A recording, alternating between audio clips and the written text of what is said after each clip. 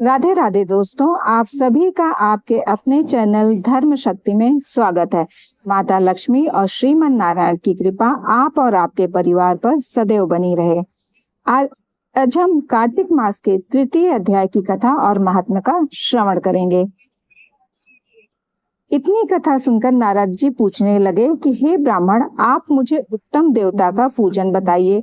तब ब्रह्मा जी कहने लगे कि हे पुत्र, गंडकी नदी के उत्तर की और गिरिजा के दक्षिण में 40 कोस की पृथ्वी महाक्षत्रे कहलाती है। वहां पर ही शालिग्राम तथा गोमती चक्र होते हैं, जिनका चरणामृत लेने से मनुष्य मुक्ति को प्राप्त हो जाता है। जिस गोमती में एक चक्र हो उसको सुदर्शन, जिसमें 2 चक्र हो वह नारायण, और जिसमें 3 चक्र हो उसको अच्युत, 4 वाले को जनार्दन, 5 वाले को वासुदेव, 6 वाले को प्रद्युम्न, 7 वाले को संकर्षण, 8 वाले को नलकुबर, 9 वाले को नवव्यूह और 10 वाले को दशावतार कहते हैं। इनके दर्शन मात्र से मनुष्य मुक्त हो जाता है। जो मनुष्य भगवान का पूजन करता है वह अश्वमेव जीवन मुक्त हो जाता है, और जो भगवान को वीणा, वंशी और गान सुनाता है वह भगवान की ही प्राप्त को हो जाता है। जो भगवान के आगे मृदंग बजाता है वह भगवान अत्यंत प्रिय होता है।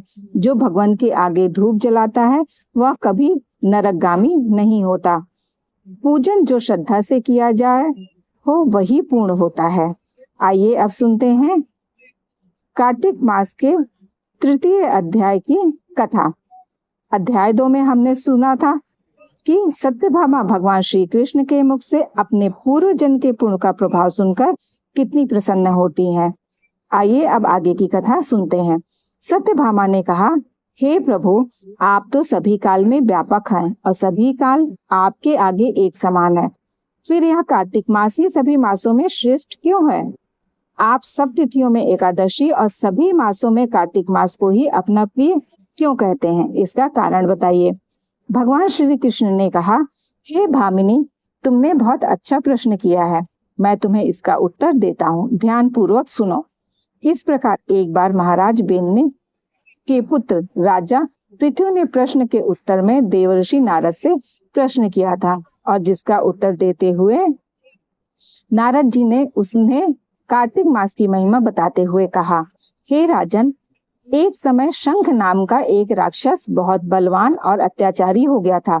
उसके अत्याचारों से तीनों लोकों में त्राहि त्राहि मच गई। उस शंखासुर ने स्वर्ग में निवास करने वाले देवताओं पर विजय प्राप्त कर इंद्रादि देवताओं एवं लोकपालों के अधिकारों को छीन लिया।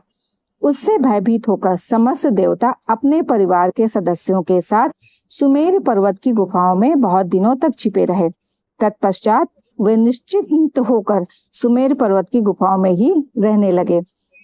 उधर जब शंखासुर को इस बात का पता चला कि देवता आनंद पूर्वक सुमेर पर्वत की गुफाओं में निवास कर रहे हैं, तो उसने सोचा कि ऐसी कोई दिव्य शक्ति अवश्य है जिसके प्रभाव से अधिकारहीन यह देवता अभी भी बलवान है।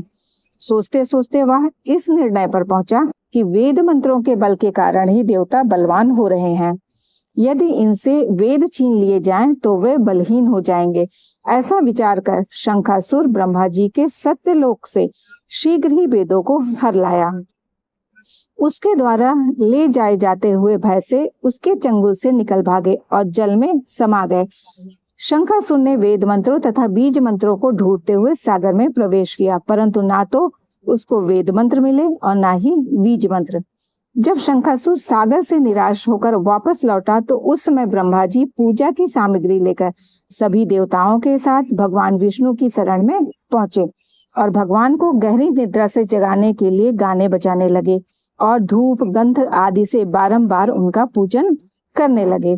धूप, दीप, नैवेद्य आदि अर्पित किए जाने पर भगवान की निद्रा टूटी और वह देवताओं सहित ब्रह्मा जी को अपना पूजन करते हुए देखकर बहुत प्रसन्न हुए और कहने लगे, मैं आप लोगों के इस कीर्तन एवं मंगलाचरण से बहुत प्रसन्न हूँ। आप अपना अभिष्ट वरदान मांगिए, मैं अवश्य प्रदान करूंगा। जो मनुष्य अश्विन शुक्ल की एकादशी से देवोत्थान एकादशी तक ब्रह्म मुहूर्त में उठकर मेरी पूजा करेंगे, उन्हें तुम्हारी ही भांति मेरे प्रसन्न होने के कारण सुख की प्राप्ति होगी। आप लोग जो पाद्य, आर्ध्य, आचमन और जल आदि सामग्री मेरे लिए लाए हैं, वह अनंत गुणों वाली होकर आपका कल्याण करेगी। शंखासुर द्वारा हरे गए संपूर्ण वेद जल में स्थित है।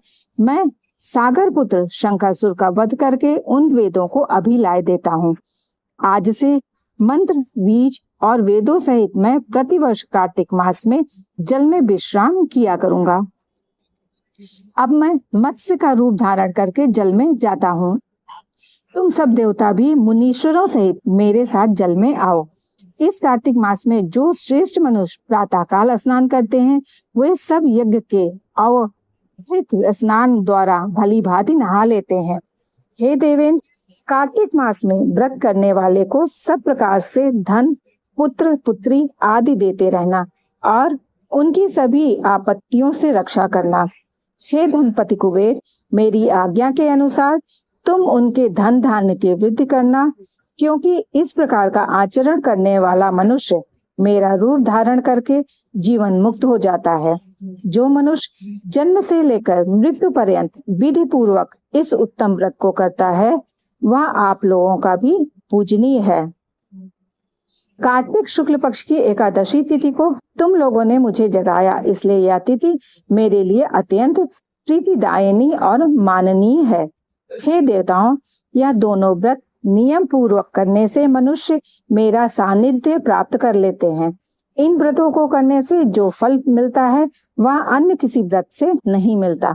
अतः प्रत्येक मनुष्य को सुखी और निरोग रहने के लिए कार्तिक महात्म्य और एकादशी की कथा सुनते हुए उपयुक्त नियमों का पालन करना चाहिए। इस प्रकार कार्तिक मास की अध्याय 3 की कथा और महात्म्य संपूर्ण हुआ। यदि आपके लिए वीडियो उपयोगी हो तो चैनल को लाइक करके सब्सक्राइब कर लें और बेल आइकन को प्रेस कर लें, जिससे आपको आगे आने वाली वीडियोस के नोटिफिकेशन मिल सके। आप और आपके परिवार पर राधा रानी की कृपा सदैव बनी रहे। राधे राधे दोस्तों।